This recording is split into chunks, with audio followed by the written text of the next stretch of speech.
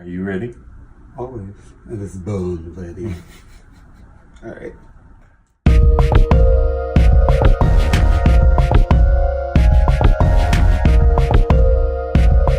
Hello and welcome to Relation Chat. Howdy-ho!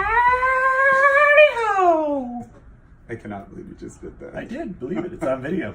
Oh, Lord. Anyways, this is our weekly dive into our podcast, Relation Shit. We are your hosts, the Critellis. I'm Marco. And I'm Tony. Welcome, everyone. As a reminder, every Wednesday, Tony and I will further discuss the topic of the week on our podcast, Relation Shit. And then we are going to read our second listener situation and try to offer a teeny bit more guidance, huh? Mm-hmm. What do you think about that there? I think it's a good idea. Awesome. So first things first, y'all. Cheers. Cheers. A little wine and a little vodka soda for this week's episode. It's episode number 2. I'm very excited. Love, is it enough? Mm-hmm. Isn't enough? It was a very interesting topic. So if you guys listen to the podcast, this week Tony and I talked about the concept of whether or not love is enough to sustain a relationship. Mm-hmm. And we took this amazing quiz that was put out by Psych Central by Danielle Grossman. And it kind of took us through, 37 total different, points about the relationship or things that you want to study or quiz yourself on. Skills that you need to have a healthy relationship because, spoiler alert, love is not enough. It is never enough. So Tony and I, this is part 1 of a 2-part episode regarding this topic, but we did topics 1 through, 18, 17? 18 or 19? 18, I think it is. 18. We'll go with 18, right? Sure. Somewhere in the middle, right? A little less than half. Yeah, that's good. We were underachieving. Yeah, 1 through 18. And Tony and I just kind of rated each other on a scale of 1 through 5. To figure out whether or not where we felt each other was comfortably in each one. We talked about some really, really interesting things like your ability to apologize and take responsibility for the way your actions affect one another. Why are you looking at me? That was just a random topic. I'm just saying. And also an ability to tolerate the experience of having others disappointed in you without acting out destructively toward yourself or others. So those were some fascinating ones. My favorite was actually the second one that we talked about on the podcast. You did like that one. Yeah, and it was about an ability to communicate your emotions verbally and directly. So you gave me a 5, which was very generous. It's not generous. You definitely have no problem just right out there.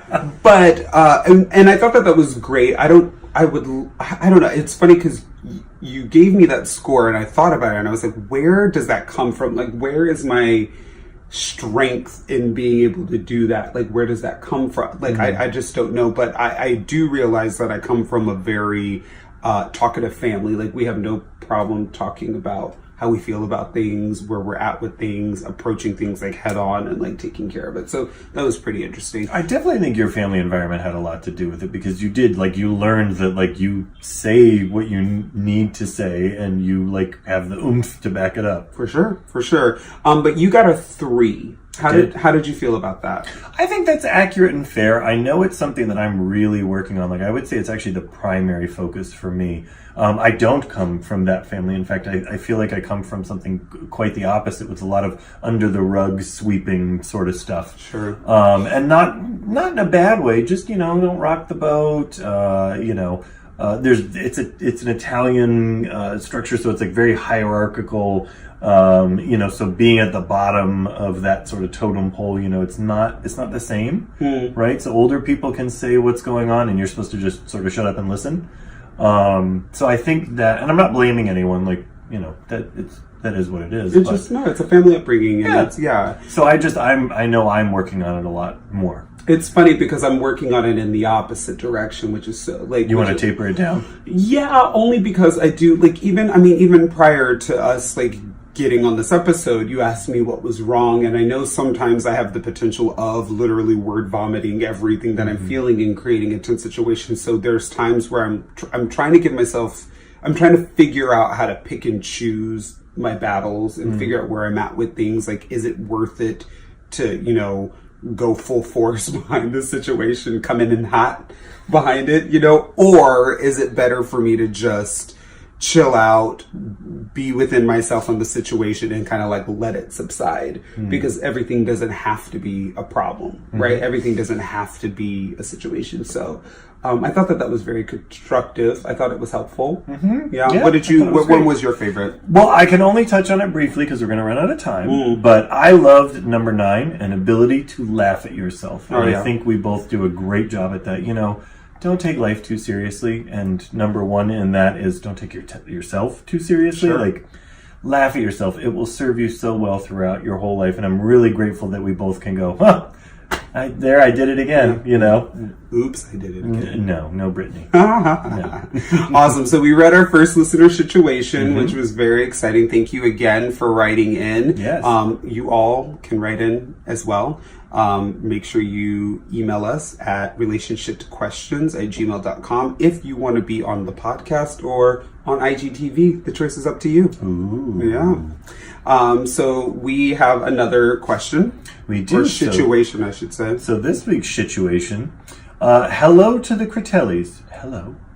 I've been enjoying your podcast since the beginning and am in a situation myself, so I thought I'd finally write in. Thank you for listening. I'm a woman who's been married twice, never had kids. Both of my now ex-husbands were abusive, and I stayed with them way too long. Now, after years of therapy and a lot of soul searching, I think I'm ready to date again. Good for you. But here's the thing. I think I'm attracted to women. Oh, okay. All right. Welcome to the club. Hello. Well, not your club. But the LGBT club. I'm not sure if I actually like women or if I just hate men, which I do. No offense to you guys. No offense to you guys, but I haven't had the best track record with your gender. I understand men suck. We do. Before stopping therapy, we were trying to figure out where this desire comes from. Is it a genuine feeling that I denied, which caused me to attract the wrong men? That's good, could be. Or am I still so hurt by how I was treated that I don't feel safe going back? It could also be that. Just thought I'd solicit your input. I really enjoy your show, and I hope that this question makes it on the air because I'm sure I'm not alone in this. Ta-da! It made it on the air. There you go. So we don't have a ton of time, but I think that look, I think it's great that this is what I love about women is that you guys are open to the idea of exploring your sexuality. Men don't always have the ability to do that or the acceptance behind that situation. So brava, diva, for doing that and giving yourself the opportunity to explore that. I think that is absolutely fantastic and you deserve, especially after everything that you've been through. But,